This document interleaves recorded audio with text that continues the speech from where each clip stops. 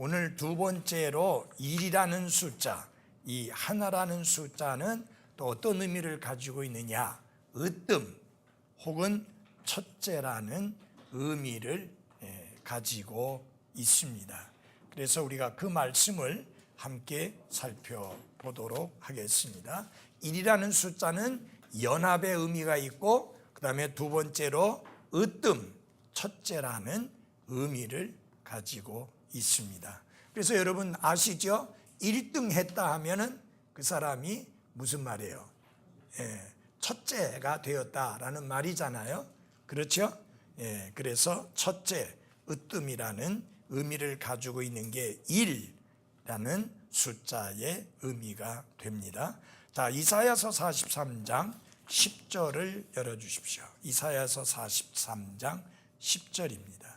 10절과 11절.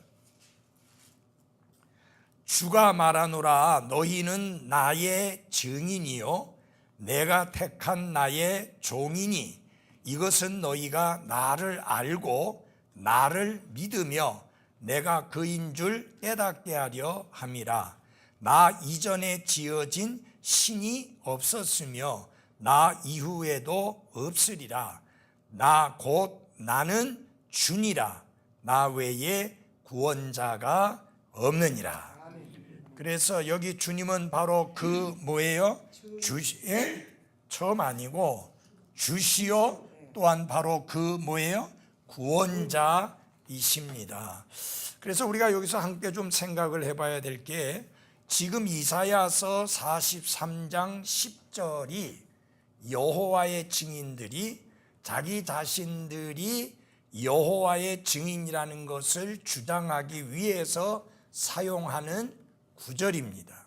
여기에서 소위 말하는 여호와의 증인이라는 말을 따와서 자기들이 여호와의 증인으로 선택받은 자들이다 라고 주장을 합니다. 여기 굵은 글씨로 주라고 돼 있죠. 이것은 개역성경에 뭐라고 돼 있는 단어죠? 여호와라고 되어 있는 단어입니다. 수차 말씀드리지만 여호와는 하나님의 고유한 거룩하고 존귀한 이름입니다. 그래서 그 이름을 우리 입에 함부로 올려서는 안 되는 것이죠. 그래서 하나님은 그 거룩하시고 존귀하신 그분의 고유한 이름을 함부로 입에 올려 말하지 못하도록 대신 주신 단어가 있는데 아도나이라는 단어가 있습니다. 그것은 바로 주라고 하는 뜻이고, 여기에 구약 성경에서는 또 영어 성경에서는 LORD 해서 로드 하면서 그걸 전부 다 대문자로 썼습니다. 그래서 거기에 로드라고 하는 대문자로 쓴 영어 그 말은 스스로 계신 하나님, 영원하신 하나님, 그런 개념으로서 바로 이스라엘과 언약 관계에 계시는 여호와 하나님을 의미하는 말씀입니다. 그래서 이 개역성경에는 여호와라는 단어가 너무너무 많이 나오니까 기도하면서도 그 말을 쓰고 설교하면서도 그 하나님의 고유한 거룩한 이름을 함부로 쓰고 말하면서도 쓰고 이렇게 합니다마는, 하나님은 그분의 이름을 함부로 부르지 말라고 엄중히 말씀을 하셨습니다. 전에도 수차 말씀드린 바가 있지만은 우리는 예를 들어서 왕들의 이름을 전혀 모릅니다. 그렇죠? 여러분 세종대왕 이름이 뭐예요? 모르시잖아요.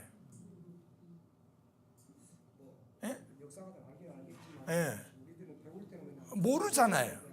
그리고 아무도 그분을 이름으로 부르려고 한 적이 전혀 없습니다. 그건 죽은 목숨이에요, 그렇게 했다가는. 그래서 대신에 그분의 고유한 이름을 부르지 않는 대신에 뭐라고 물어봅니까? 폐하, 전하라는 말로 사용을 했습니다. 우리 인간 세계에서도 지금도 엘리자베스 여왕을 부르면서 가서 엘리자베스 여왕님 그렇게 안 합니다. 전하, 폐하라는 말을 쓰지 그런 말 안 씁니다. 왜냐하면은 너무 존귀한, 지존한 그런 이름이기 때문에 함부로 쓰지를 못합니다. 이 여호와라고 하는 이 이름은 하나님의 고유한 이름입니다. 지존하신 이름입니다. 그래서 그것을 함부로 부를 수 없습니다. 그래서 그 지존하신 하나님만이 참 하나님이요, 그 외에 다른 모든 것들은 우상이요 잡신일 뿐, 참 하나님은 오직 하나이시다 라고 하는 것을 증언하고 가르치고 사람들과 나라들에 알리도록 하나님이 택한 증인이 바로 누구예요? 이스라엘이에요.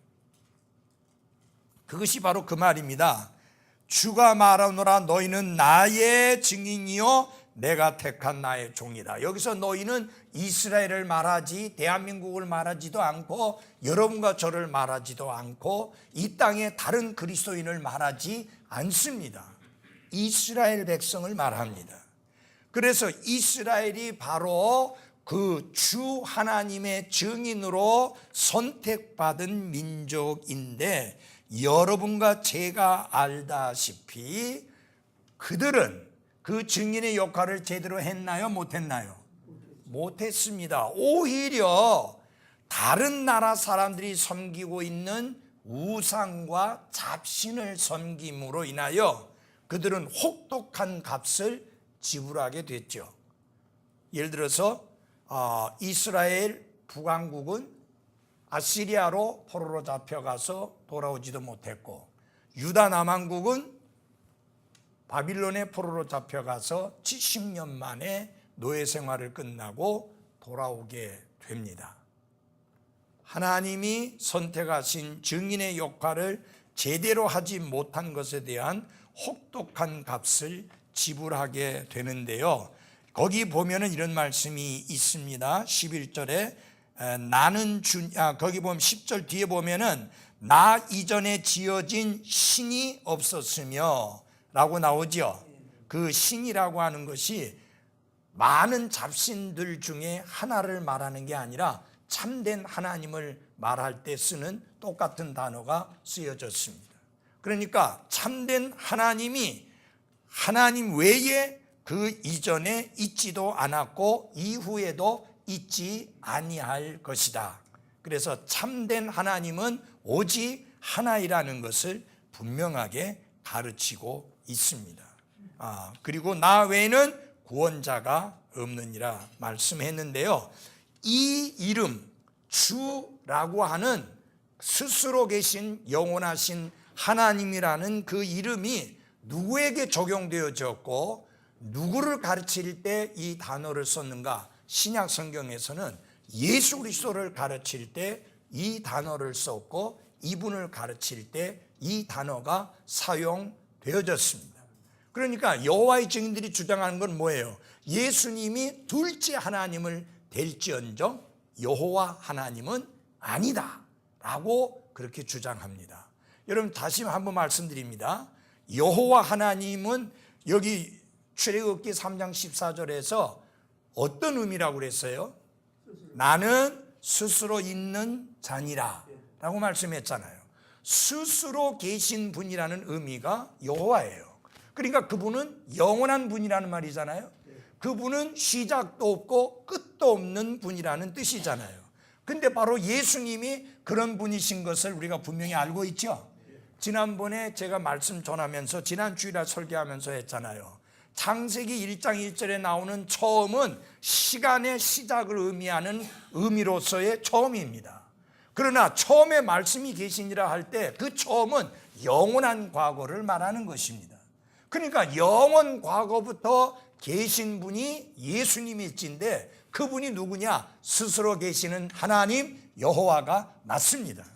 그래서 그것을 요한계시록 1장에서 예수님께서는 스스로 이렇게 말씀을 하셨습니다. 1장 11절입니다. 이르시기를 나는 알파와 오메가요 처음과 뭐라고요? 마지막이라 라고 말씀을 하셨습니다.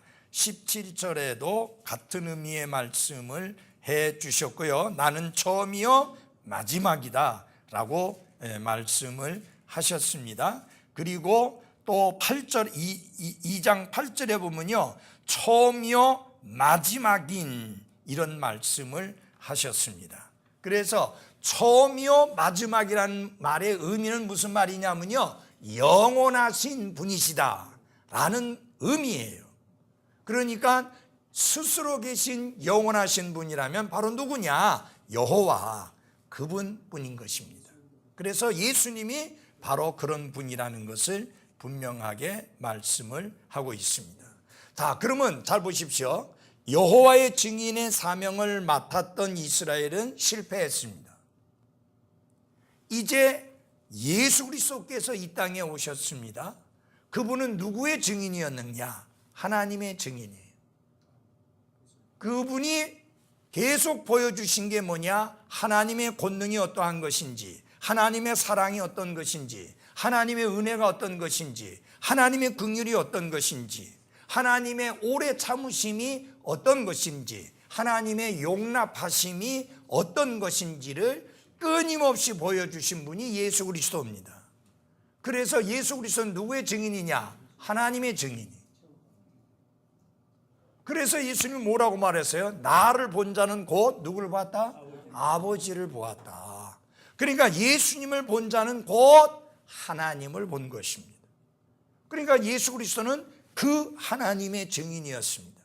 그러면 여러분과 저는 누구의 증인이냐? 여호와의 증인도 아니고요, 하나님의 증인도 아닙니다. 여러분과 저는 예수 그리스도의 증인입니다. 네. 그래서 여기 사도행전 1장 8절을 찾으십시오. 사도행전 1장 8절. 사도행전 1장 8절. 보면 오직 성령님께서 너희에게 임하신 뒤에 너희가 권능을 받고 예루살렘과 온 유대와 사마리아에 이르러서 그리고 땅의 맨 끝 지역까지 이르러 나를 위한 뭐예요? 증인이 되리라 하시니라. 예수 그리스도를 위한 증인. 그래서 여러분과 저는 예수 그리스도의 증인으로서 예수님이 유일한 구원자요, 예수님이 하나님께로 갈 수 있는 유일한 길이요 진리요 생명이라는 것을 증언해야 되고, 그리고 그분을 받아들여 구원에 이르도록 사람들을 설득하고 가르치고 말씀을 선포해야 될 사명이 여러분과 저에게 있는 것입니다. 그래서 우리는 예수 그리스도의 증인이다. 그래서 여러분, 어떤 사람이 저는 하나님을 믿고 구원받았습니다 하면 그건 맞는 말이 아니에요. 하나님을 믿어서 구원받는 게 아니에요.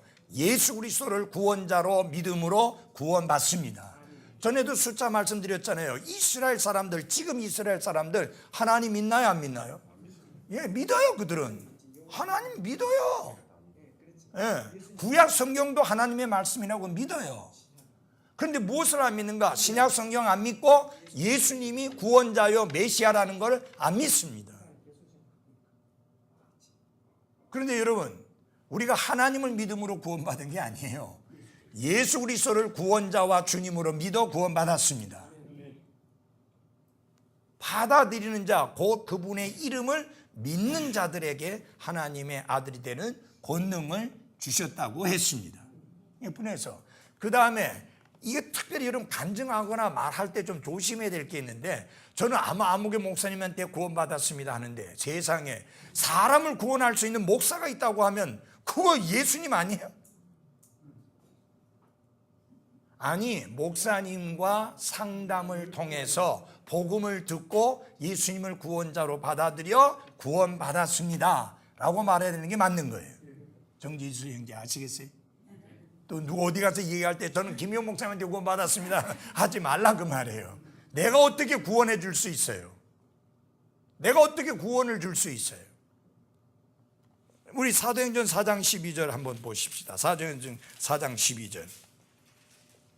다른 사람 안에는 구원이 없나니, 목사든지 집사든지 아무리 훌륭한 성도든지 다른 사람 안에는 구원이 뭐예요? 없나니.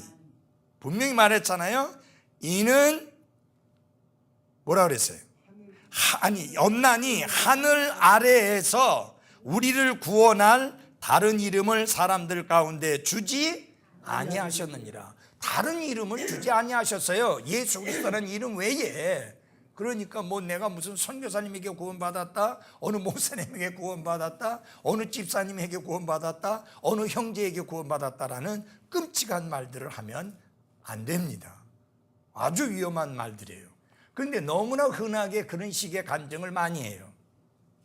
저기 부목사님, 혹시 미국 사람들 중에서도 구원 간증하면서 그런 식으로 말하는 사람도 있어요? 그래, 없어요. 이거 한국만 그래. 한국 사람들만 그렇게 말을 해. 저는 미국 사람들에게서 진짜 미국 사람들 여러 그리스도인들 만났고 그들의 간증을 들어봤지만 어느 누구도 무슨 목사에게 구원받았다 그런 말 하는 사람을 한 번도 들어본 적이 없는데 우리나라 사람들은 너무 그런 식의 간증을 너무 잘해. 예, 그것은 바른 말이 아닙니다. 그것은 잘못된 간증입니다. 분명히 우리는 예수 그리스도를 통해서 구원받았지 어느 목사에게서 구원받은 게 아닙니다. 예, 그 정작 듣는 목사는 기분은 좋을지 몰라도 그것은 성경적이 아닙니다. 그래서 그건 잘못되어진 것입니다. 자, 그 다음에 마태복음 6장 33절, 여러분과 제가 너무나 잘 아는 말씀이죠. 마태복음 6장 33절, 우리 한 목소리로 크게 한번 읽어봅시다. 마태복음 6장 33절 시작. 오직 너희는 첫째로 하나님의 왕국과 그분의 의를 구하라. 그리하면 이 모든 것을 너희에게 더하시리라. 예, 사람은 첫째로 하나님께 뭐예요? 예? 아니, 하나님의 왕국과 의를 구해야 합니다 라고 하는 거잖아요. 근데 여기서 개역 성경은 뭐라고 말했느냐면 너희는 먼저 하나님의 나라와 의를 구하라 그렇게 했어요. 여러분, 먼저라는 것은 굉장히 위험한 말이에요. 먼저라는 것은 절대로 첫째가 아닙니다. 우리가 올림픽 경기를 치르게 되면 경기가 끝나고 나면 세 사람을 선정해서 그들에게 메달을 줍니다. 맞아요? 1등 한 사람, 2등 한 사람, 3등 한 사람을 정해가지고 시상대에 올려 시상을 합니다. 시상대 높이도 달라요. 붓기 내려오는 것도 또 틀려요. 여러분, 똑같이 이렇게 안 돼요. 하나 높고 낮고 이렇게 돼요. 금메달, 은메달, 동메달 이런 식으로 붓기도 이렇게 돼요. 그러니까 여러분 잘 보십시오. 2등은 3등보다 먼저인 게 틀림없습니다. 맞아요? 그게 먼저의 의미예요. 그러나 첫째는 그 이상이 없어요. 여러분, 1등 그 이상이 어디 있어요? 물론 이제 요새 보면은 뭐 특실 이렇게 갖고 뭐 이렇게 뭐 특등 뭐 이렇게 합니다만은 그것은 괜히 갖다가 붙인 것이지 뭐 V자 뭐야 VIP가 부족해가지고 VVIP라고 뭐 그 very very important person 해가지고 2번씩이나 갖다 붙이고 3개를 붙이든지 4개 붙이든지 그건 하나일 뿐이에요. 그래서 여러분, 하나님은 우리의 삶 속에서 먼저 앞서셔야 될 분이 아니라 항상 첫째 으뜸이 되셔야 할 분입니다. 교회 안에서 어느 누구도 으뜸이 돼서는 안 됩니다. 왜? 예수 그리스도가 머리시기 때문입니다. 여러분, 머리보다 더 위에 올라가는 게 있으면 안 되잖아요. 그래서 교회 안에서 예수 그리스도가 으뜸이셔야 합니다. 우리 성도들과의 교제 속에서도 으뜸이셔야 합니다. 그래서 교회 안에서 휘젓는 사람이 있으면 안 돼요. 자기 뭐 나이 좀 있다고 휘젓는다든지 공부 좀 많이 했다고 휘젓는다든지 혹은 무슨 사회적 신분이 괜찮다고 휘젓는다든지 그러면 안 돼요. 그럴 수 있는 사람 아무도 없어요. 오직 예수 그리스도만이 우리 가운데 으뜸이 되셔야 합니다. 그걸 우리 분명하게 성경이 가르치고 있습니다. 왜 그분만이 으뜸이 되셔야 되느냐? 그분이 유일하게 머리이시기 때문입니다. 이런 머리가 둘이면 어떻게 해요? 이런 머리가 둘이면요 괴물이에요. 머리가 둘이면 괴물이에요. 교회를 괴물 만들면 안 돼요. 교회는 건강한 몸, 정상적인 몸이 되게 해야 합니다. 무슨 말이냐? 머리가 몇 개씩 있어서는 안 된다. 교회의 머리는 오직 예수 그리스도 한 분뿐이셔야만 합니다. 그분이 몸의 주인이시고 그분이 몸의 주예요. 그분만이 으뜸이 되셔야만 하는 것입니다. 여러분, 너무나 많은 교회들이 다투고 싸우고 나뉘고 그리고 영적이 되지 못하고 하는 이유가 뭐겠어요? 으뜸이 되려고 하는 사람들이 너무나 많기 때문에 그런 거예요. 자기가 어떤 주장을 하면서 그 주장이 관철되지 않으면 안 된다고 생각하는 그런 잘못된 생각 때문에 문제가 생기고 충돌이 생기고 분쟁이 생기고 다툼이 생기는 겁니다. 우리 모두는 서로에게 복종하는 겸손을 보여야 합니다. 예, 오직 예수 그리스도만이 머리가 돼야 돼요. 그래서 특별히 교회 안에서 내가 나이가 좀 있으니까 내가 경험이 좀 많으니까 그러니까 막 휘적거려도 괜찮다고 생각하면 안 됩니다. 보이지 않는 머리는 예수 그리스도예요. 근데 보이는 지도자는 목사예요. 목사 놔두고 뭐 혼자서 막 휘젓고 그게 어디든지 휘저으면 안 돼요. 부엌이든지 뭐든지 휘저으면 안 돼요. 목사의 지도력을 받고 목사의 지도력을 따라야 되고 목사의 지도력에 순종해야 되는 게 그게 질서예요. 하나님은 어지러움 제일 싫어해요. 어떤 교회 보면요, 목사는 아무것도 모르는데 자기네들끼리 다 알아가지고 그냥 휘적거려 버려가지고 맨날 목사는 아무것도 모르고 있다가 나중에 뒤통수 맨날 맞아요. 그 정상적인 교회 아니에요. 건강한 교회 아니에요. 기가 찬 이야기를 내가 들었어요.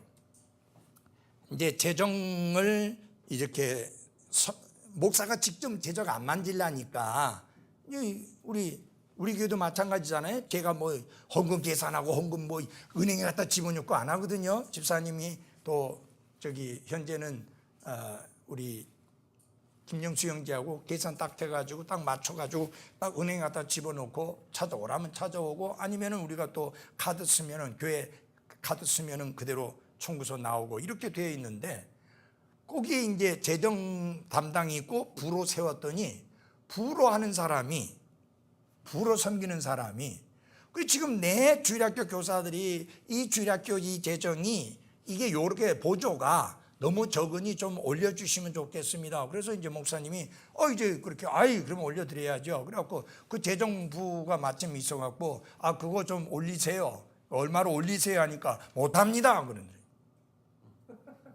그게 말이나 되는 소리예요? 재정 지출하라면 지출해야지 무슨 못합니다가 뭐예요? 그거 하세요. 그러니까 못합니다. 회의를 통해서 결정하기 전까지는 안 됩니다. 무슨 정신 나간 소리를 하고 있어요.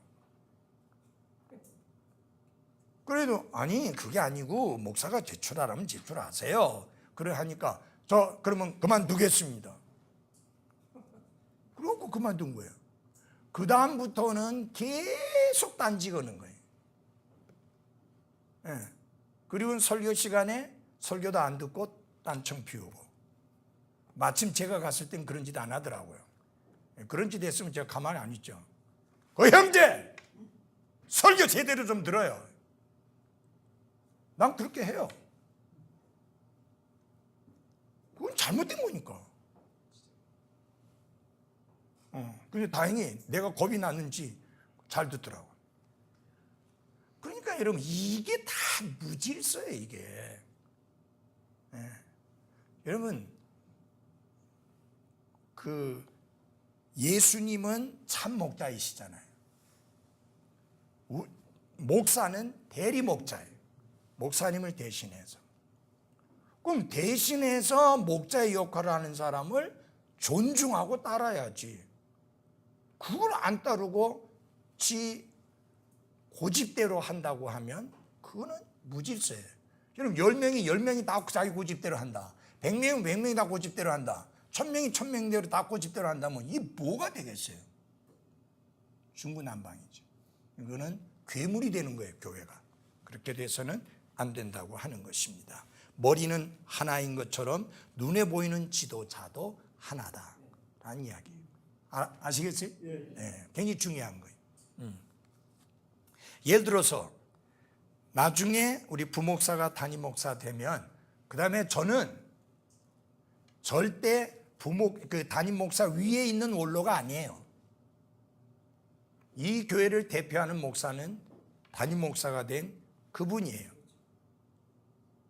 내가 나이가 영 많다고 원로라고 좌지우지하면 뭐가 되느냐? 섭정이 되는 거예요. 섭정. 옛날에 자기 아들 왕 세워놓고 그건 핫빠지고 아버지가 다 알아서 다 좌지우지했던 그걸 섭정한다고 그래요. 그러면 돼요, 안 돼요? 그건 안 되는 거예요. 그건 무질서예요. 그렇게 되면 안 되는 거예요. 교회는 질서가 있어야 됩니다. 그렇지 않으면 괴물과 같이 되어버린다고 말해요. 눈에 보이는 머리가 둘이 있으면 안 돼요. 머리가 있고 그 위에 또 머리가 있으면 그것도 괴물이야. 예. 아시겠어요? 예. 그래서 제일 좋지는 원로가 되면은 조용히 딴 곳에 가서 사는 게 제일 좋아. 예. 자, 그 다음에 보겠습니다. 마태복음 22장 37절. 마태복음 22장 37절입니다. 예수님께서 그에게 이르시되 너는 내 마음을 다하고 혼을 다하고 생각을 다하여 주 내 하나님을 뭐하라? 사랑하라 라고 했습니다. 첫째가는 큰 명령이 바로 하나님을 사랑하라는 겁니다. 근데 하나님 사랑할 때 어떻게 사랑하라고 그랬어요? 마음을 다하고 혼을 다하고 생각을 다하여 주 내 하나님을 사랑하라. 하나님을 사랑하되 사랑하는 척 흉내만 내지 말고 정말 마음과 혼은 곧 우리의 생명을 말합니다. 생명과 그리고 뭘 다하여? 생각을 다하여 주 너희 하나님을 사랑하라. 여러분, 솔직히 말해서 많은 결혼 생활이 처음에는 멋지게 시작했다가 중간에 깨지게 되는 이유가 뭐냐? 아내를 마음을 다하여 사랑하고 목숨을 다하여 사랑하고 생각을 다하여 사랑하지 않고 중간에 그 사랑이 변질되니까 타락하는 거예요. 그 인도에 어마어마한 갑부가 결혼식을 했는데 1,100억 원을 들여서 했습니다. 미국의 클린턴 대통령 부인 전용기 보내가지고 타고 오게 하고 뭐 난리를 쳤어요. 1,100억 원. 그러면 그렇게 결혼했으니까 그 결혼 생활이 행복할까요? 그렇게 결혼했으니까 그 결혼 생활이 멋지게 오래 갈까요? 아니에요. 그거하고 행복한 결혼 생활하고는 아무 관계가 없습니다. 중요한 것은 마음이 그 남자에게 있느냐, 생각이 그 남자에게 있느냐, 그게 중요한 거예요. 그래서 여러분, 하나님을 사랑하되 이렇게 사랑할 뿐만 아니라 우리의 이웃을 그렇게 사랑하라는데, 여러분, 이웃을 내가 내 자신을 사랑하는 것처럼 사랑하라. 여러분 잘 보세요. 자기 자신에 대하여 불만이 많은 사람은요, 다른 사람에게도 공격성이 됩니다. 공격적이 됩니다. 예. 그러니까 자기 자신에 대하여 불만이 많은 사람일수록 다른 사람들에게 공격적입니다. 그러니까 여러분 잘 보십시오. 교회에서도 마찬가지예요. 자기 자신에 대해서 불만이 있고 자기 일이 잘 안 풀리면 누구 공격하는가? 애꿎은 목사 공격해. 아무 상관없는 목사 공격해. 근데 자기 일이 잘 풀리면 그럼 목사에게 고마워야 되는데 그건 또 아니야. 그건 또 지가 잘나서 된 거예요. 여러분, 이따위 식으로 신앙생활하면 절대로 그 신앙생활이 제대로 안 됩니다. 여러분 보세요. 자기와의 싸움이 있는 사람은 다른 사람과도 싸울 뿐만 아니라 하나님하고도 싸워요. 이런 욥이 그렇게 끔찍한 일을 당해도 다른 사람하고 안 싸웠잖아요. 괜히 새 친구들이 와서 끔찍하게 정죄하고 저주하고 비난하고 욕하고 하니까 할 수 없이 거기에 답변하다 보니 이런 말도 저런 말도 하게 됐지만 그는 다른 사람 원망 안 했어요. 그 끔찍한 재앙을 당하면서도 하나님도 원망 안 하고 사람도 원망 안 했어요. 너무 고통스러우니까 그는 차라리 죽으면 이 고통에서 벗어나지 않겠나 싶어서 죽고 싶다는 말을 했지만, 그러나 그의 마음 중심은 뭐예요? 하나님이 나를 죽이실지라도 나는 하나님을 신뢰하리라. 그게 그의 신앙이에요. 이게 제대로 된 신앙이에요. 이게 제대로 안 된 사람들은 사람하고도 싸우고 하나님하고도 싸우고, 그 문제가 돼요. 그래서 우리가 바르게 신앙생활하는 데 있어서 중요한 건 여러분은 여러분 자신을 사랑해야 합니다. 여러분 자신을 소중하게 여겨야 됩니다. 절대로 열등감에 빠지지 마십시오. 열등감에 왜 빠집니까? 다른 사람하고 비교하기 때문입니다. 네. 하나님이 나로 하여금 나 되게 한 것에 하나님은 결코 실수를 안 하셨습니다.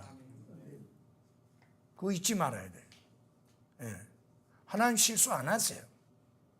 뭐 예를 들어서 방탄소년단 애들 중에서 어떤 애들은 진짜 막 미국 사람들까지도 잘생겼다 하고 뭐 예쁘다 하고 그러는데 그게 그냥 생긴 게 아니야. 다 꾸민 거야. 화장하고. 예. 제 얼굴이 아니야. 그래서 여러분처럼 꾸미지도 않았는데 그렇게 멋진 얼굴의 소유자면 여러분들 다 대단한 사람들이야. 그런 거 뭐시 비교하고 그러면서 뭐 내가 못생겼느니 못났느니 뭐 부족하느니 뭐가 모자라느니 그런 열등의식 속에 비교의식 속에 살지 말고, 하나님은 실수가 없으신 하나님이다. 하나님 내가 이 땅에서 이렇게 태어나게 했을 때 절대 하나님 실수하신 분이 아니다. 그렇게 아시고 긍지와 자부심과 확신을 가지고 살아가시기를 바랍니다. 내가 제일 듣기 소린 중에 하나가 목사님 인물 끝내준다고 뭐 인물이 좋고 했는데 누가 인물 먹고 그거 갖고 밥 먹고 살아요? 내가 인물 갖고 밥 먹고 살려면 저기 배우 했어야지. 그리고 여러분, 잘생겼다 못생겼다고 하는 거는 그건 사람들이 말하는 상대적인 이야기지 하나님은 그렇게 말하지 않아요. 하나님은 여러분 모두가 하나님의 신묘막측한 걸작품이라고 말씀합니다. 그런 긍지와 자부심과 확신이 있을 때 우리는 우리 자신을 사랑하게 되고, 내가 내 자신을 사랑하고 가꾸고 돌보듯이 다른 사람들을 사랑하고 가꾸고 또 돌봐주는 그런 삶을 살아갈 수 있게 되는 겁니다. 굉장히 중요한 거예요. 그래서 여러분 자신을 사랑하십시오. 자꾸만 열등의식에 빠지지 말고. 우리나라 사람만큼 한이 맺힌 사람들이 없어요. 그래서 여러분 우리나라 사람들이 제일 좋아하는 노래 중에 하나가 뭐냐? 그 음악 장르 중에 트로트예요. 여러분 고속도로 휴게소에 가면은 불법 테이프, 불법 CD 그 전부 트로트 아닙니까? 매일 틀어놓는 게 트로트예요, 그냥. 그 왜 그걸 좋아하는가? 염세주의적이에요, 그게. 그리고 상당히 슬픈 사연들이 많아요. 애잔한 가사들이 많아요. 같이 공감하는 거예요. 왜 해피는 그런 거하고 공감합니까? 기뻐하고 즐거워하는 노래 속에서 나를 공감해야지. 그러니까 우울하게 사는 거예요. 여러분, 하나님께서 주신 단 한 번 주어진 기회의 삶을 살면서 왜 그렇게 우울하고 그렇게 쭈그러들듯이 살다가 가려고 합니까? 항상 기뻐하고 모든 일에서 감사하고 모든 일로 인하여 감사하고 언제나 기쁨이 충만한 삶 속에 살다가 주님 앞에 가야 할 겁니다. 이거는 돈이 많고 적고에 상관이 없어요. 여러분, 돈 많은 사람 얼굴이라고 해서 그 편에 어디 얼굴이 확 폈습니까? 나는 돈 많은 사람 중에 얼굴 확 편 사람 잘 못 봤어. 아니, 지금 살았는지 죽었는지 알지도 못하는 이건희 씨, 여러분 볼 때마다 그 얼굴 확 핀 얼굴입니까? 아니잖아요. 이번에 그 사람 두드려 패고 살아있는 닭 그냥 화살로 쏴서 죽이고 하던 그 회장이란 놈 얼굴 좀 펴졌어요? 아니잖아요. 괴물이야, 괴물. 인간이 아니야.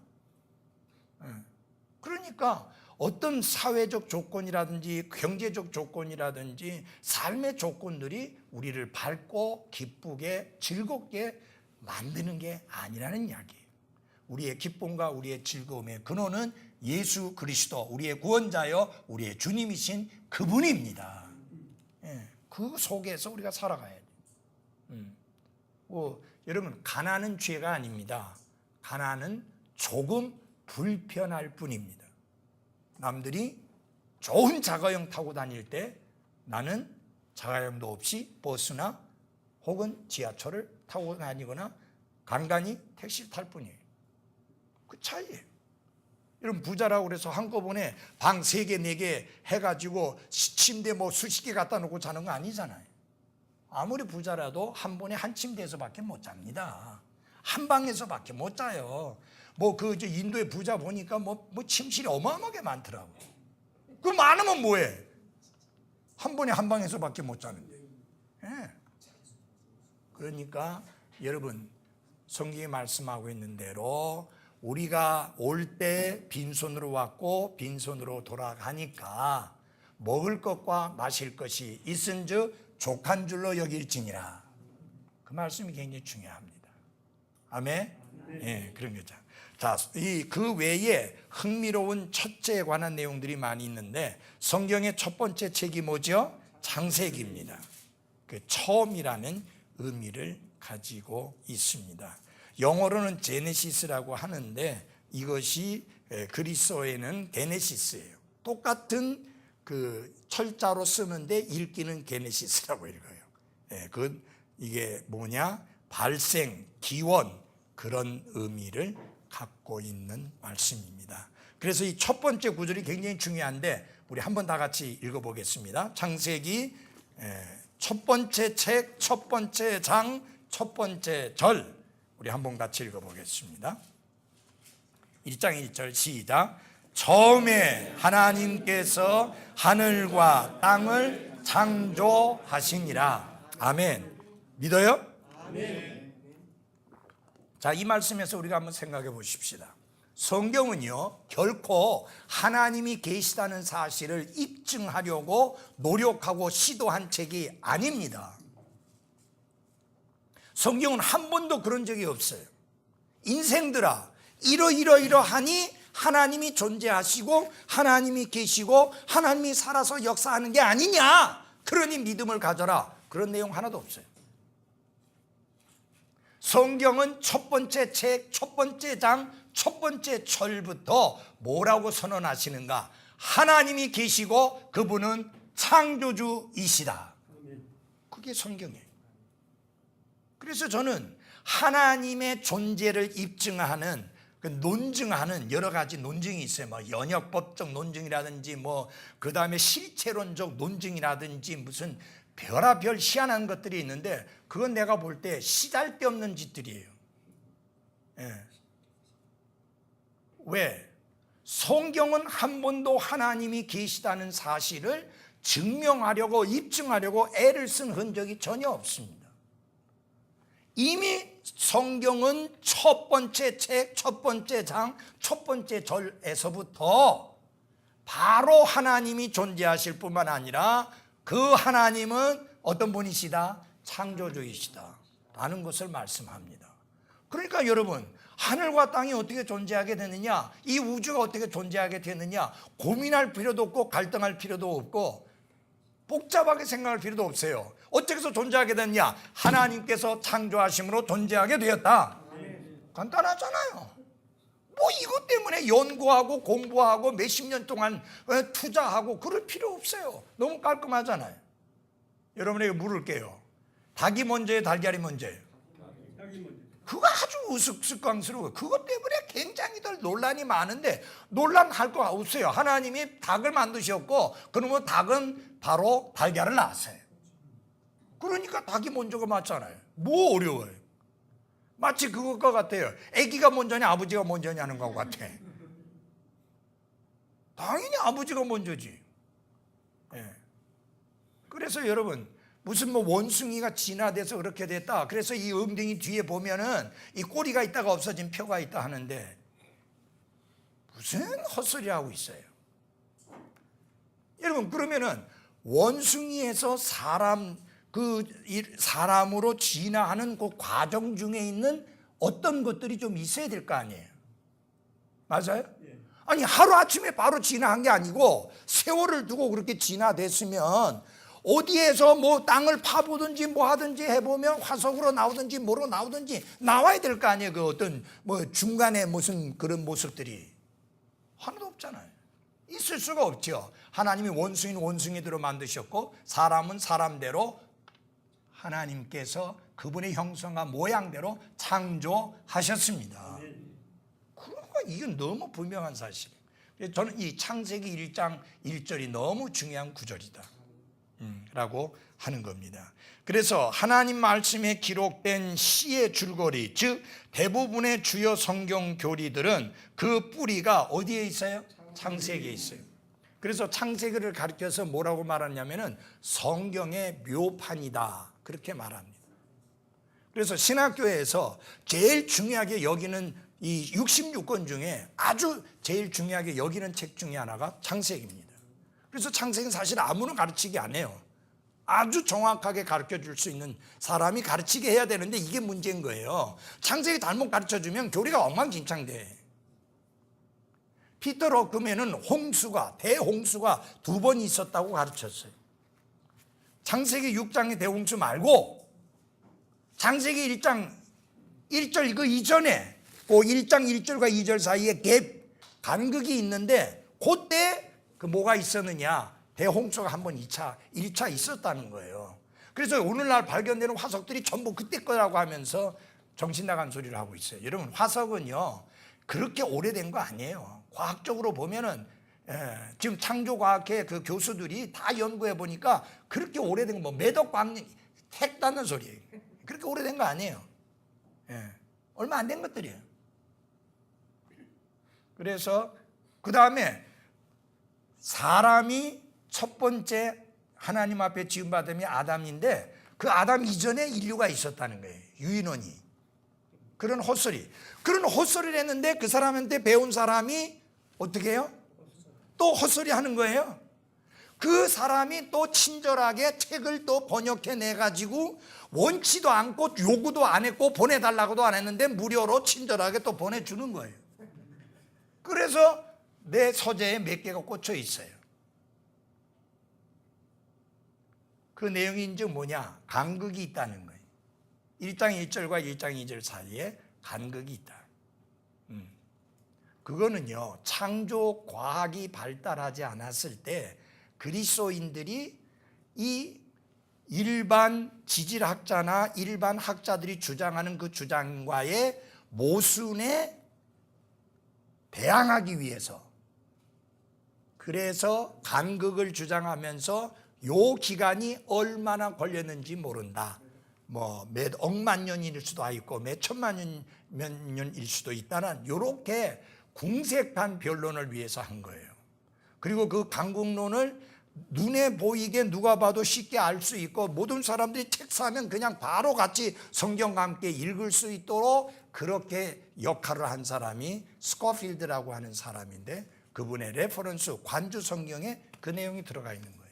그래서 그때는 그냥 그걸 쫙 가르쳤어요. 심지어 제가 신학교 다닐 때도 그렇게 가르쳤어요. 처음에는 부목사님은 그렇게 안 배웠잖아요. 그건 제대로 이제 나중에 이제 제대로 되고 나서 이제 그런 걸 안 하게 됐는데, 이런 것은 전부 다 터무니없는 이야기들입니다. 자, 그럼 우리 첫째 날과 관련해서 한번 봅시다. 성경에 첫째와 관련해서 너무 말해요. 첫째 날 뭘 하셨는가 보십시오. 5절에 보면은 하나님께서 빛을 낮이라 부르시며 어둠을 밤이라 부르시니라. 그 저녁과 아침이 첫째 날이니라. 첫째 날에 뭘 창조하셨느냐? 빛을 창조하셨어요. 빛을 창조하셨는데 요거는 발광체를 말하는 게 아니에요. 발광체는 해와 달과 별과 같은 게 발광체인데 그건 나중에 창조하셨어요. 처음에는 빛 자체를 창조하셨습니다. 그래서 어둠과 빛을 나누시고 밝은 곳을 낮이라 하고 어두운 곳을 밤이라 했다. 그 다음에 첫사람 누구예요? 아담. 첫사람을 만드셨습니다. 그리고 첫 여자를 만드셨는데, 지난번에 여러분 제가 설교하면서 사람이 육신을 가지게 되는 4가지 방식이 있다고 말씀드렸죠. 오전 설교에. 기억하셔야 다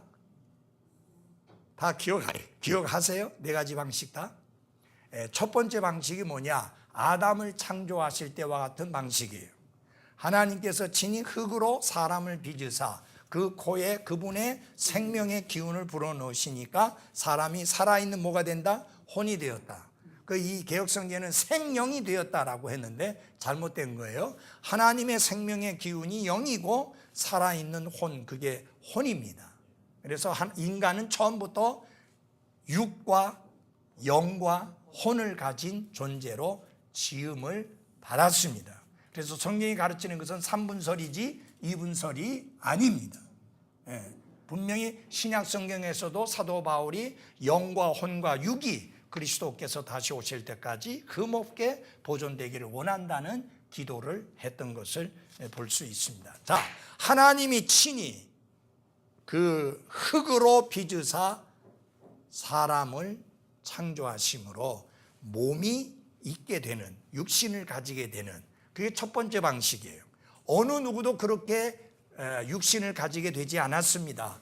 유일하게 그렇게 몸을 가지게 된 사람은 아담 한 사람뿐입니다. 두 번째 방식은 뭐냐? 아담에게서 갈비뼈 하나를 취해서 그 일부분을 취해서 하와를 만드심으로 하와가 육신을 가지게 된 방식입니다. 그래서 제가 궁금해가지고 의사에게 물어봤어요. 남자 갈비뼈 숫자하고 여자 갈비뼈 숫자하고 다르냐 하니까 똑같아요. 자, 하나님께서 흙으로 채우셨다 했잖아요. 갈비뼈 빼내고. 그 흙으로 채우시면서 뭐 그냥 흙만 집어넣었어요? 아니, 갈비뼈 모자라는 거 하나 더 해가지고. 그러니까 똑같게 된 거예요. 자, 그러니까 이분은 하와가 아니라 이분은 그렇게 해서 육신을 가지게 됐습니다. 그게 두 번째 방식이에요. 세 번째 방식은 뭐냐? 남자가 아버지와 어머니를 떠나 여자와 연합하여 한 육체가 됨으로 사랑의 결과로 아기가 태어나게 됩니다. 그 아이가 육신을 가지게 되는데 그게 세 번째 방식이에요. 네 번째 방식은 어느 누구도 있지 않았고 있을 수 없는 유일무이한 방식으로 예수님이 태어나셨는데 처녀의 몸을 빌려서 예수님이 태어나셨습니다. 그게 네 번째 방식. 그래서 여러분과 저는 세 번째 방식으로 이 땅에 태어난 사람들입니다. 아시겠어요? 다 그렇게 태어났어요, 우리 모두는.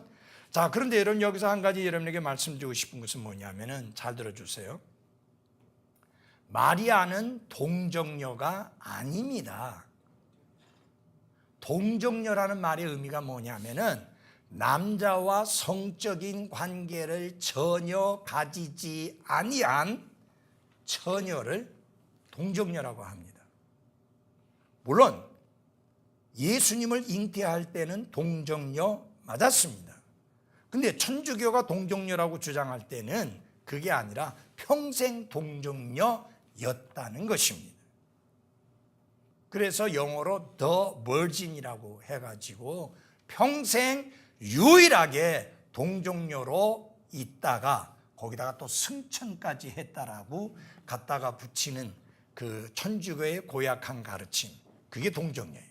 브라질은 그 날을 기념 신나고 주일날 쉬어요? 그 마리아 승천한 날 쉬어요?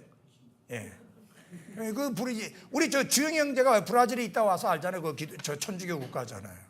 그러니까 거기 있는 사람들은 마리아가 승천했다고, 평생을 동정녀로 있다가 승천했다고, 안 죽고. 그러니까 여러분, 예수님의 동정녀 탄생은 어떤 의미에서 맞는데 천주교적 고약한 놈들 때문에 예수님의 처녀 탄생이라는 용어를 쓰는 게 저 천주교의 고약한 가르침에 조금이라도 보태기 하지 않는 방법이다 라는 이야기예요. 그래서 예수님의 처녀 탄생, 아시겠죠? 젊은 여자 아닙니다. 여러분, 이 새 번역이라든지 이 못된 번역에는 젊은 여자라고 이렇게 나와요. 보라, 젊은 여자가 잉태하여 아들을 낳을 것이요. 여러분, 젊은 여자는 잘 들어보십시오. 우리 최경선 자매도 젊은 여자예요. 자신 젊다고 생각 안 해? 젊은 여자로 생각 안 해? 그렇죠. 늙은 여자는 아니잖아. 젊은 여자잖아. 그렇지만 처녀 아니에요. 처녀하고 젊은 여자하고는 틀려요. 이미 애를 둘이나 낳았어요. 그러니까 젊은 여자가 잉태하여 아들을 낳는다는 말은 예수 그리스도가 남자와 상관없이 처녀의 몸을 통해서 태어났다는 성경의 가르침을 무너뜨리려고 하는 사탄의 전략의 하나로 성경을, 현대의 성경을 사용한 거예요. 절대로 그것은 있을 수 없는 이야기입니다. 자, 첫 번째 결혼이 창세기 2장 23절에서 25절에 나오죠. 결혼의 저대를 정하신 분이 누구죠? 큰 소리요. 누구예요? 하나님. 최초의 주례자가 누구예요? 하나님이십니다. 그 최초의 주례자이신 하나님이 분명하게 밝히신 게 있습니다. 하나님이 짝지어 주신 것을 사람이 나누지 못할지니라. 분명하게 주례하셨습니다. 네, 그것이 결혼 생활의 원칙입니다. 그 다음에 첫 번째 죄가 나오는데요. 우리 창세기 3장 6절을 보겠습니다. 창세기 3장 6절. 여자가 보니 그 나무가 먹기에 좋고 눈으로 보기에 아름다우며 사람을 지혜롭게 할 만큼 탐스러운 나무이므로 그녀가 그 나무의 열매를 따서 먹고 자기와 함께한 자기 남편에게도 주매 그가 먹으니라. 여기에서 잠깐만 2장을 보겠습니다. 2장 17절에 보면은 선악을 알게 하는 나무에서 나는 것은 먹지 말라. 그 나무에서 나는 것을 먹는들에 내가 어떻게 해요? 반드시 죽으리라 하시니라. 여러분, 지금 이브가 그걸 먹었어요. 하나님이 먹는 날에는 반드시 죽으리라고 말씀했음에도 불구하고 먹었습니다. 그리고 자기만 먹고 끝난 게 아니라 아담에게도 주었는데 아담도 그것을 먹었습니다. 자, 여기에서 사탄은요, 무엇이 아킬레스건인지 잘 안 거예요. 누가? 이브. 왜? 이브는요, 하나님께로부터 직접 말씀을 들은 자가 아니에요. 먹지 말라, 먹는 날에는 반드시 죽으리라는 말씀을 하나님께로부터 직접 들은 사람은 아담입니다. 그러니까 그 아담을 공격하지 아니하고 아담을 통해서 간접적으로 들은 이브를 공격한 거예요. 그러니까 여러분, 이브가 어떻게 합니까? 더하기도 하고 바꾸기도 하고 빼기도 하고 하는 그런 짓거리를 하는 거예요. 왜? 간접적으로 들었잖아. 근데 여러분 잘 보십시오. 자기가 그 말을 했으면 분명히 먹지 말라, 먹는 날에는 반드시 죽으리라고 하나님 말씀하셨다. 그 말을 생각을 하고는 설사 그것을 땄더라도 그걸 들고 가서 남편에게 가서 보여주면서 이거를 내가 땄는데 이걸 먹어야 될까요 말까요 하고 물어봤어야 되는데 그러지 않고 지는 홀딱 먹었고 부인이 먹었으니 부인만 죽게 만들 수는 없고 의리감이 있어갖고 지도 홀딱 먹었어요. 제가 남편한테 예, 남편에게 가서 물어봤어야 되는데 먹지 말고 가서 물어봤어야 되는데 자, 그런데 성경에 보면요, 여자가 그렇게 해서 먹었잖아요. 근데 여러분, 아담이 그 여자를 뭐라고 말했어요? 이는 내 뼈 중에 뼈요 살 중에 살이다. 정말 너무 존귀한 존재다 나에게. 그렇게 말을 했는데 그 여자가 주니 안 먹을 수 있느냐고. 예? 예. 그래서 그걸 먹은 거예요, 여러분. 근데 성경에는 분명히 이브가 먹었고 그래서 남편도 먹게 해서 죄짓게 만들었는데 성경은 이브가 죄를 지었다고 하지 않고 아담이 죄를 지었다고 그랬고 아담을 통해서 죄가 세상에 들어왔다고 했습니다. 왜냐하면 아담은 인류의 대표, 머리로서 범죄한 것이기 때문에. 여자는 머리가 아니니까요. 근데 여러분 보십시오. 이렇게 딱 되고 나니까 어떻게 되느냐? 죄가 딱 들어오고 나니까 전부 다 다른 사람에게, 다른 존재에게 책임을 다 전가시키는 겁니다. 그래서 여러분 어떻게 돼요? 아담은 누구에게 전가시켜요? 하나님과 이브에게. 이브는 뱀에게. 뱀은 뭐 더 이상 전가시킬 게 없으니까 끽소리 못하고 가만히 있고. 그러니까 이거 여러분 잘 보십시오. 참 죄가 이렇게 무섭습니다. 자기가 책임져야 될 것을 자기가 책임지려고 하지 않고 다른 사람에게 그 책임을 전가시키려고 하는, 이 부부고 하나고 사랑 안에서 하나가 된 사람임에도 불구하고 죄가 들어오니까 이 사이가 깨지는 거예요. 이만큼 결혼 생활에서 죄라고 하는 게 무섭습니다. 예.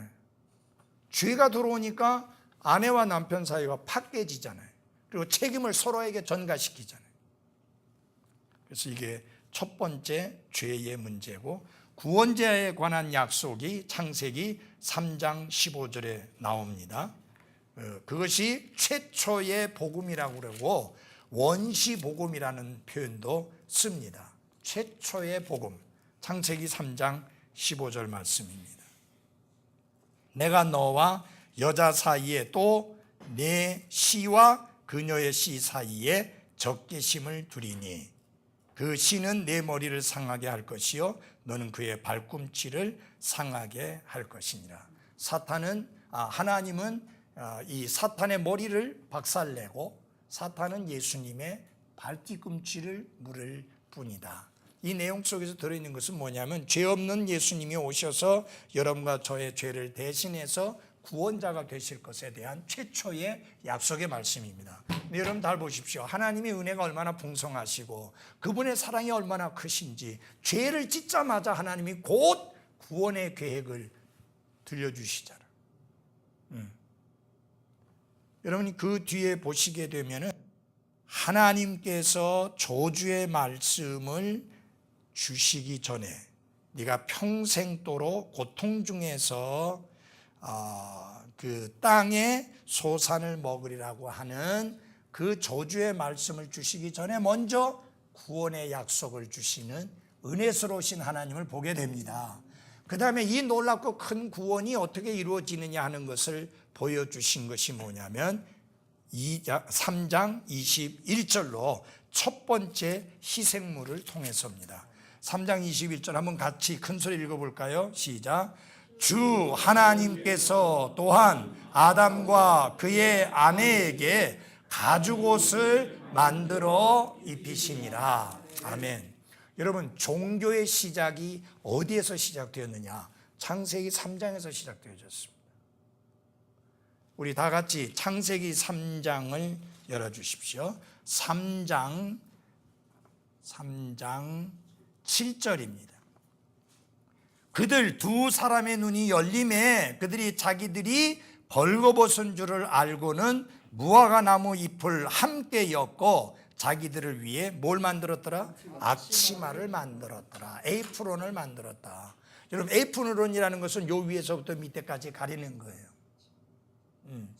그냥 치마를 만들었다가 아니고 앞치마를 만들었다. 에이프론을 만들었다라고 했습니다. 무화과나무 잎으로. 여러분, 무화과나무 잎이 상당히 큽니다. 그래서 그것을 엮어서 에이프론을 만들어서 입었는데, 그것이 뭐냐? 스스로 죄를 가리려고 하는 인간들의 노력을 보여준 거잖아요. 그게 종교예요. 스스로 죄의 문제를 해결하고 스스로 구원 문제를 해결하려고 하고 스스로 영원한 생명을 얻으려고 하고 스스로 구원받으려고 애를 쓰는 인간의 노력, 그게 뭐냐? 종교다.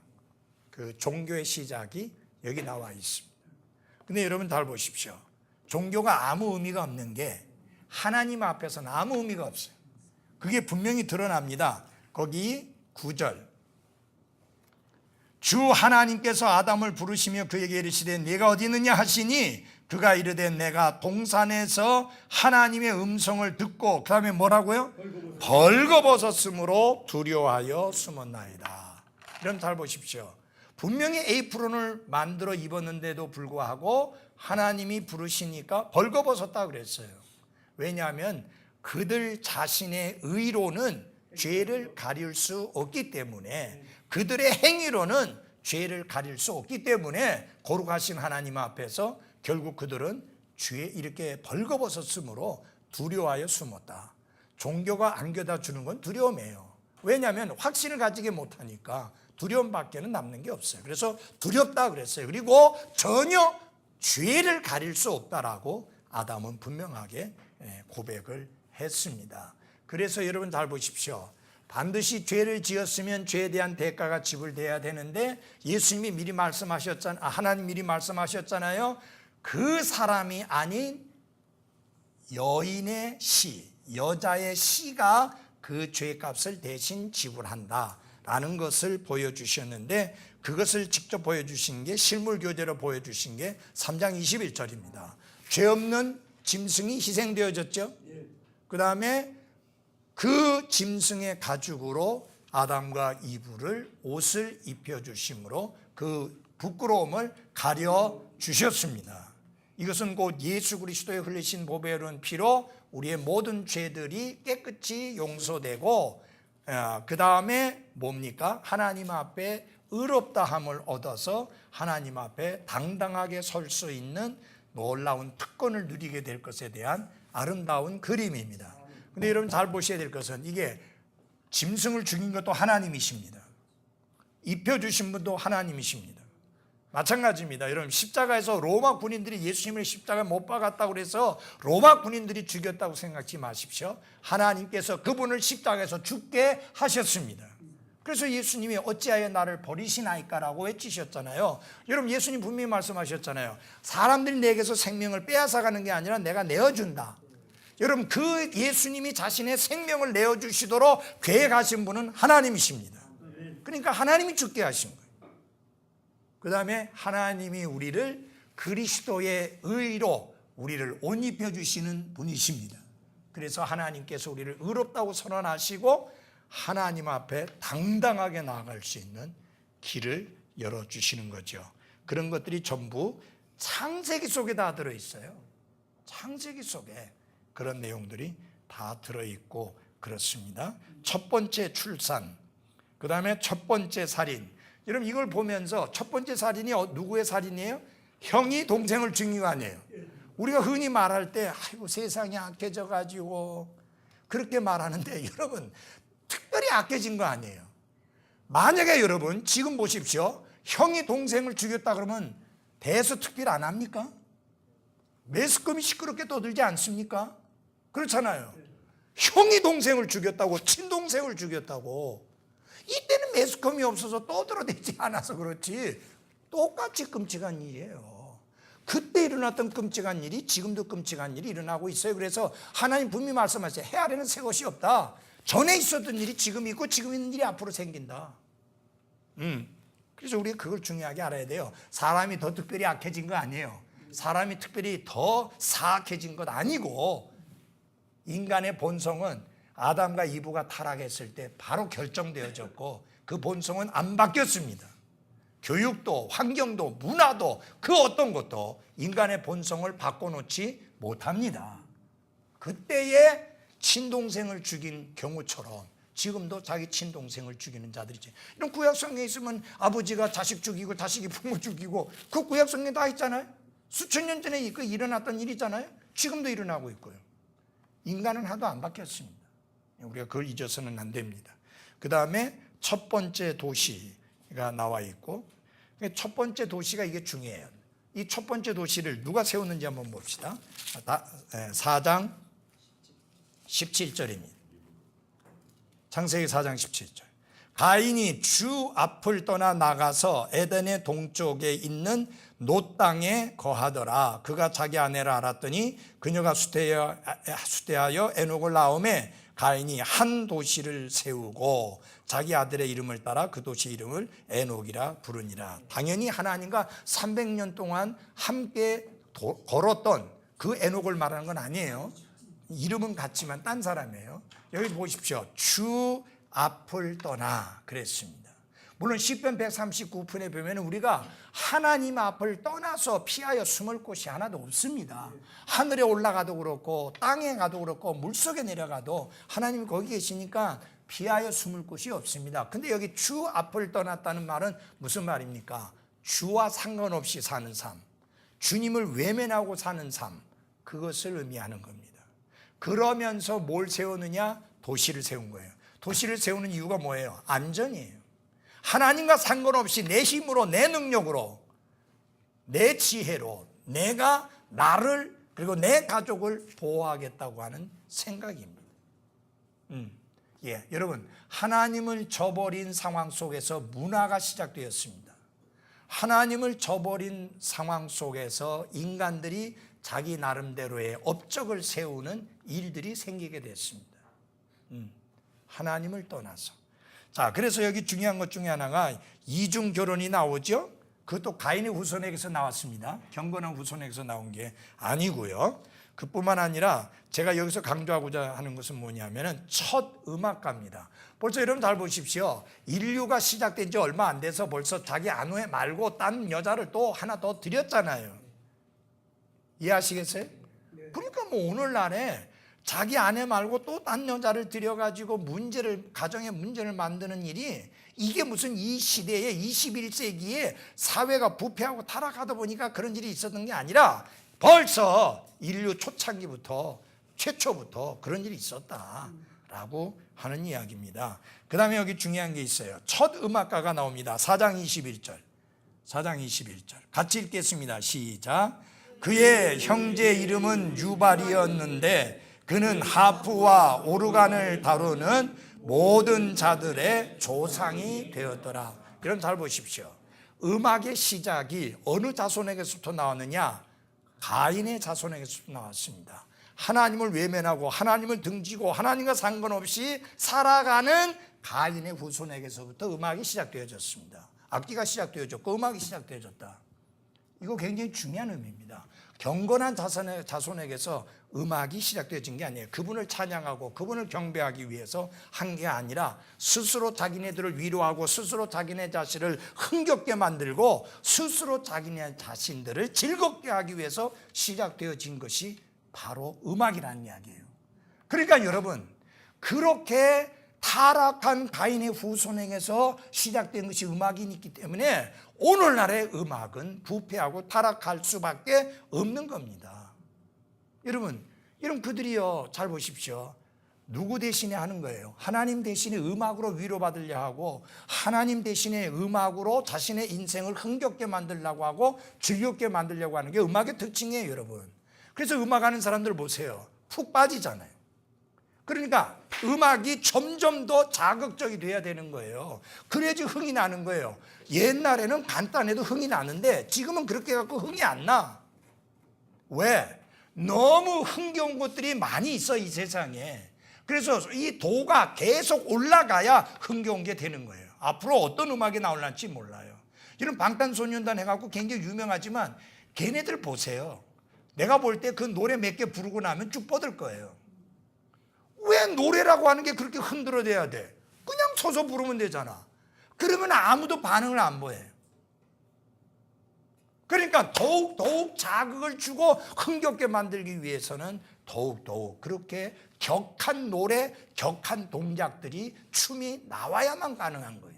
그럼 왜 그렇게 되느냐? 타락한 가인의 후손에게서 처음 음악이 시작되어졌고 악기가 시작되었기 때문에 그런 음악들이 흐를 수밖에 없고 그게 흐름이에요.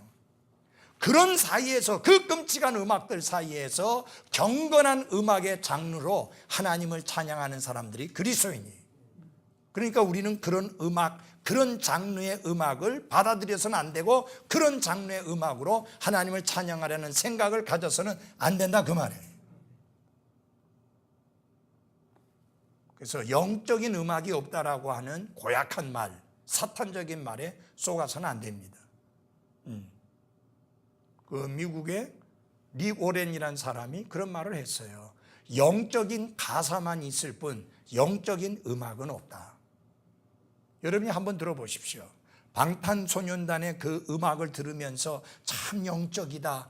그 음악을 들으면서 하나님과 그분의 사랑과 그분의 구원의 은혜를 생각하면서 감동을 받고 그렇습니까? 미처 발광하는 그것밖에는 생각이 안 나요.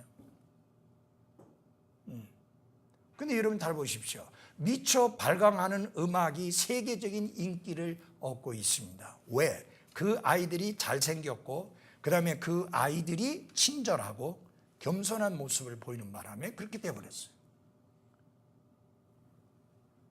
여러분, 이게 보십시오. 사탄이 얼마나 교활하게 역사하고 있는가를 보여주고 있습니다.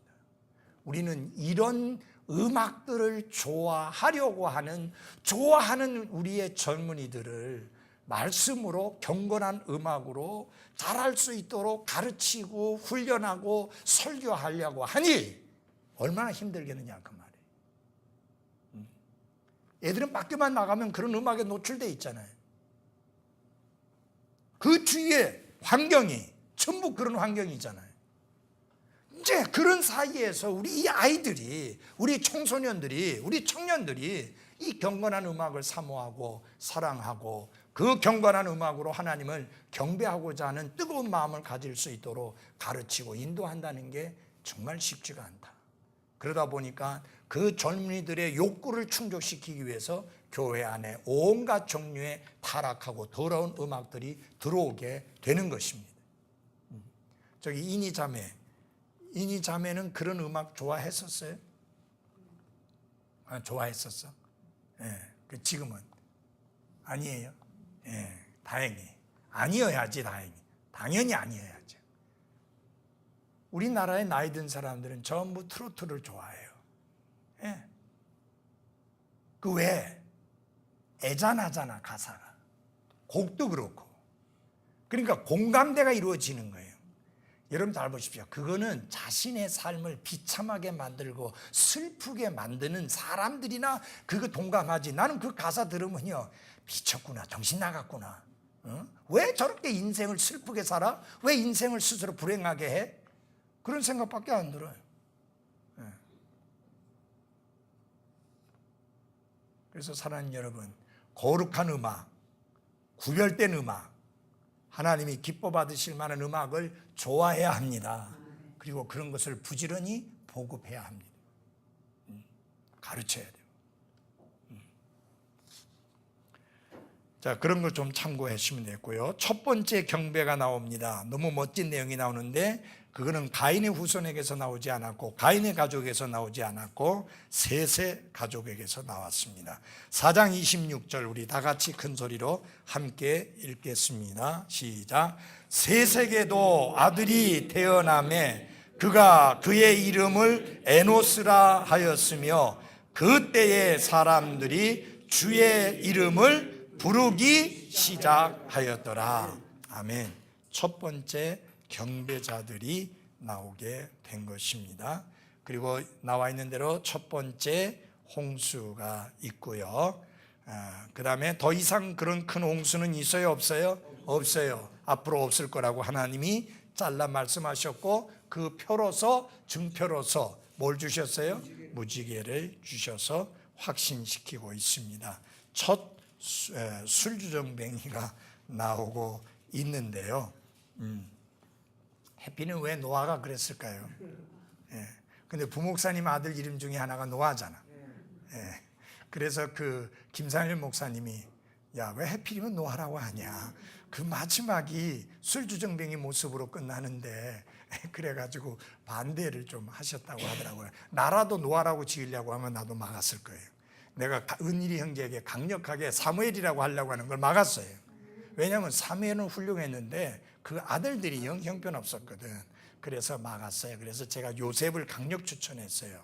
왜냐하면 요셉의 삶은 어려서부터 마치기까지 너무 정말 아름다운 좋은 훌륭한 본이 되었기 때문에 요셉에게 끊임없이 그렇게 가르친다면 아이가 그렇게 멋진 인생을 살 수 있지 않겠는가 하는 생각을 가집니다. 그래서 요셉이라고 결정했다고 내가 문자를 받았어요. 강요셉. 기대됩니다. 기도 가운데 잘 키우십시오. 그리고 하나만 더 말씀드리고자 하는 것은 뭐냐면은 그 첫 번째 순례와 그 다음에 맨 끝에 나오는 사랑의 첫 언급인데요. 아브라함이 첫 번째 순례자의 모습을 보여줬잖아요. 그래서 우리가 순례자로서 살아가는 우리의 모습이 어떠해야 되는지를 아브라함을 통해서 우리에게 잘 보여주셨습니다. 여러분, 저는 이 아브라함에게 굉장히 감동을 받는 게 하나님이 인도해 줄 약속의 땅으로 가라. 하나님 거기가 어디입니까? 하나님 말씀 안 하셨어요. 그저 떠났고 그리고 갔을 때 하나님이 바로 여기다라고 말씀해 주심으로 있게 됐는데, 그러면 하나님이 약속해 주신 땅에 왔으면 거기서 집을 단단하게 짓고 거기서 살아야 되는데, 그는 이 땅의 집에 관심을 두지 않고 하나님이 친히 설계하시고 지으실 하늘의 집에 관심을 두었기 때문에 이 땅에 살 때에는 약속의 땅에 살면서도 장막에 거했다, 천막에 거했다. 그야말로 나그네 자세를 가지고 살았던 사람입니다. 여러분과 제가, 여러분 잘 들으세요. 그렇다고 해서 여러분 다 전부 다 초라한 집에서 살아야 된다는 말이 아니고요. 아무리 좋은 집에 살아도 우리의 마음만큼은 나는 나그네요 순례자라는 자세를 잊어버리면 안 됩니다. 이 땅에 집이 너무 좋아서 하늘나라가 생각 안 날 정도로 돼버리면 안 된다는 이야기예요. 그리고 마지막 성경의 첫 번째 언급하고 있는 사랑에 대해서 보십시다. 24장 67절입니다.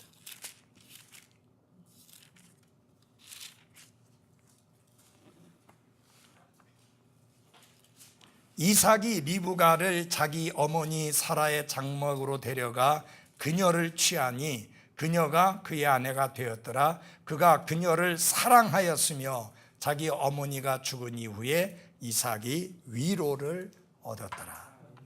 사랑이라는 단어가 처음 나옵니다. 근데 그 처음 나오는 사랑이라는 단어가 이제 이삭이 자기 아내 리브가를 사랑했다라는 말씀. 여러분, 리브가를 보는 순간에 전에 본 적도 없고 처음 본 얼굴인데도 뿅 갔어요. 그리고 그 아내를 사랑하게 되었고, 그 다음에 중요한 건 뭐냐면 어머니를 잃고 큰 슬픔에 쌓였었는데 리브가를 통해서 충분하게 위로를 받았다. 이게 사랑의 힘입니다. 나는 정진수 형제가 박인희 자매를 향한 사랑의 힘 때문에 아주 단호한 결단을 내리셔서 빨리 이렇게 어떤 일들이 좀 이루어졌으면 하는 바람이 있습니다. 쉽지는 않을 거예요. 그래서 여러분, 여기서도 보면 사랑의 힘이 얼마나 세냐. 엄마를 잃었던 큰 슬픔을 대체할 만큼, 그렇게 위로받을 만큼 큰 힘을 가진 게 사랑이다. 그래서 예수님이 여러분 마지막으로 주신 말씀 중에 하나가 그거잖아요. 내가 새 명령을 너희에게 주노니 내가 너희를 사랑한 것 같이 너희도 서로 사랑하라. 여러분, 교회하면은 뭐가 넘쳐야 돼요? 사랑이 넘쳐야 돼요. 교회하면 사랑이 넘쳐야 돼요. 거기에 미움이나 질투나 시기나 다툼이나 분쟁이 아닌 사랑이 넘쳐야 합니다. 만나면 반갑고 보면 즐겁고 함께하면은 기쁘고 돕고 싶고 세워주고 싶고 위로하고 싶고 격려하고 싶은 그런 관계의 모임이 교회의 모임이 돼야 합니다. 그게 하나님 뜻이. 사랑은 위대한 거예요. 믿음, 소망, 사랑 이 세 가지는 항상 있을 것인데 그 중에 제일이 뭐라고요? 첫째는 사랑이다. 여러분, 하늘나라 가면 믿음 필요 없어요. 지금은 보이지 않으니까 믿음으로 살아요. 근데 그 나라에 가면 전부 다 보이는 거예요. 믿음 필요 없어요. 소망 필요 없어요. 소망이 이루어졌거든요. 근데 사랑은 영원히 남습니다. 하늘나라에서 우리가 하는 게 뭐예요? 예수님 사랑하는 거예요. 하나님 사랑하는 거예요. 사랑하니까 그분을 찬양하는 거고 그분을 경배하는 것입니다. 우리가 그날이 이르기까지 이 땅에서도 영원히 할 것을 여기서 실천해야 되는데 그게 뭐냐? 사랑이다. 영원히 하게 될 것을 이 땅에서 실천해야 되는데 그게 뭐냐? 찬양이다. 그래서 찬양을 열심히 해야 되고 그리고 부지런히 뜨겁게 서로 사랑해야 합니다. 기도하겠습니다.